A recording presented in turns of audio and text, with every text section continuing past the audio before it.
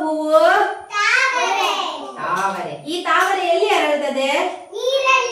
ನೀರಿನಲ್ಲಿ. ನೀರಿನಲ್ಲಿ ಕೆಸರಿನಲ್ಲಿ. ಕೆಸರಿನಲ್ಲಿ ಈ ಹೂವಿನ ಗಿಡ ಮೇಲೆ ಬಂದು ತಾವರೆ ಅರಳುತ್ತದೆ. ಒಂದು ದಿವಸ ಇದೇ ತಾವರೆ ಅದು. ಒಂದು ದಿವಸ ಏನಾಯ್ತಂದ್ರೆ ತಾವರೆಗೆ ಬೇಜಾರಾಯ್ತು. ಯಾಕೆ ಬೇಜಾರಾಗಿರ್ಬೋದು? ಅಲ್ಲ, ಅದಕ್ಕೆ ಅಲ್ಲ. ತಾವರೆ ಎಲ್ಲಿ ಇರುವುದು? ಕೇಸರಿನಲ್ಲಿ. ನಾನು ರಾಷ್ಟ್ರೀಯ ಹೂವು, ನಾನು ಲಕ್ಷ್ಮೀ ದೇವರ ಕೈಯಲ್ಲಿ ಇದ್ದೇನೆ, ನಾನು ಸರಸ್ವತಿ ದೇವಿಯ ಕೈಯಲ್ಲಿ ಇದ್ದೇನೆ. ಆದ್ರೂ ನಾನೆಲ್ಲಿರುವುದು? ಕೆಸರಿನಲ್ಲಿ. ನನಗೆ ಈ ಜಾಗ ಇಷ್ಟ ಇಲ್ಲ, ಬೇಡ. ನಾನು ಬೇರೆ ಕಡೆಗೆ ಹೋಗ್ತೇನೆ, ಒಳ್ಳೆಯ ಜಾಗಕ್ಕೆ ಹೋಗ್ತೇನೆ. ಎಲ್ಲಿ ಹೋಗ್ತೇನೆ? ದೊಡ್ಡ ಸಂಪಿಗೆಯ ಮರದ ಮೇಲೆ ಹೋಗಿ ಕೂತ್ಕೊಳ್ತೇನೆ ಅಂತ ಈ ತಾವರೆ ಏನ್ ಮಾಡ್ತದೆ? ಸೀದಾ ಸಂಪಿಗೆಯ ಮರದ ಮೇಲೆ ಹೋಗಿ ಕೂತ್ಕೊಳ್ತದೆ. ಸಂಪಿಗೆ ಮರ ಎಷ್ಟು ದೊಡ್ಡದು? ದೊಡ್ಡದು. ಈ ತಾವರೆ ಮೇಲೆ ಮರದಲ್ಲಿ ಕೂತ್ಕೊಂಡು ಕೆಳಗೆ ನೋಡುವಾಗ ಅದಕ್ಕೆ ಏನಾಗ್ತದೆ? ಭಯ ಆಗ್ತದೆ. ಯಬ್ಬೋ, ಇಷ್ಟು ಎತ್ತರದಲ್ಲಿ ಈ ಸಂಪಿಗೆ ಹೇಗೆ ಕೂತ್ಕೊಳ್ತದೆ? ಯಬ್ಬೋ, ನನಗೆ ಹೆದರಿಕೆ ಆಗ್ತದೆ ಅಂತ ಓಲಾಡಿ ಓಲಾಡಿ ಓಲಾಡಿ ಓಲಾಡಿ ಡಪ್ ಅಂತ ಕೆಳಗೆ ಬೀಳ್ತದೆ ತಾವರೆ. ಅಯ್ಯಮ್ಮ, ನನ್ಗೆ ನೋವಾಯ್ತು. ಛೇ, ಇಷ್ಟು ದೊಡ್ಡ ಮರ ಬೇಡ. ನಾನು ನೀರಲ್ಲ, ನಾನು ಬೇರೆ ಗಿಡ ಟ್ರೈ ಮಾಡ್ಬೇಕಲ್ಲ.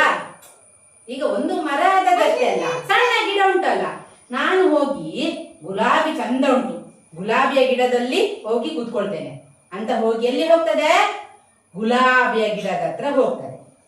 ಗುಲಾಬಿಯ ಗಿಡದಲ್ಲಿ ಎಂತ ಉಂಟು? ಇಷ್ಟು ದೊಡ್ಡ ಮುಳ್ಳು. ಮುಳ್ಳೇನಾಗ್ತದೆ?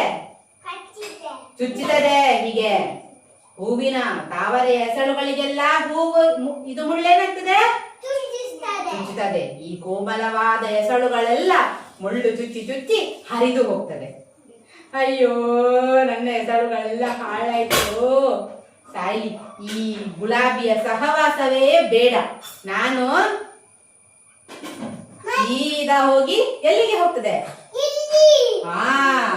ಮಲ್ಲಿಗೆ ಅದ್ರಲ್ಲಿ ಯಾವುದು? ಬಳ್ಳಿಯಲ್ಲಿ. ಮಲ್ಲಿಗೆಯ ಬಳ್ಳಿಯಲ್ಲಿ ಹೋಗಿ ಚಂದ ಮಾಡಿ ಕೂತ್ಕೊಳ್ತದೆ.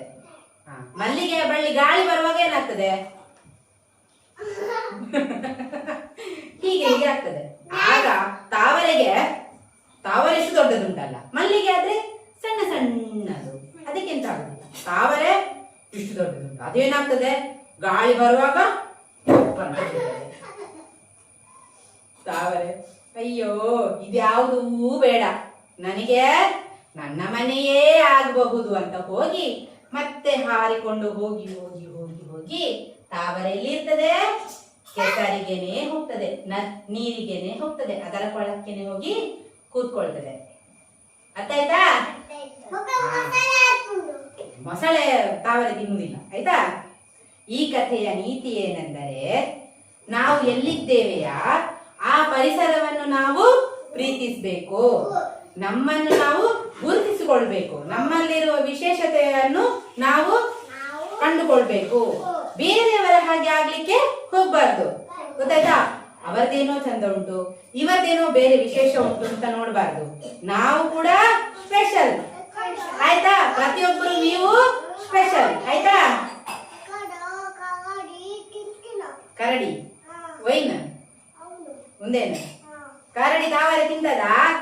ಕರಡಿ ಜೇನು ತಿನ್ನುದು, ಜೇನು ಜೇನು ಸಿಗೆತಾನೆ. ಅರ್ಥಾಯ್ತು ಎಲ್ರಿಗೂ? ಪಾಂಡ ಸಹ ತಾವರೆ ತಿನ್ನುವುದಿಲ್ಲ, ಪಾಂಡ ಬಿದಿರು ತಿನ್ನುವುದು. ಬಿದಿರು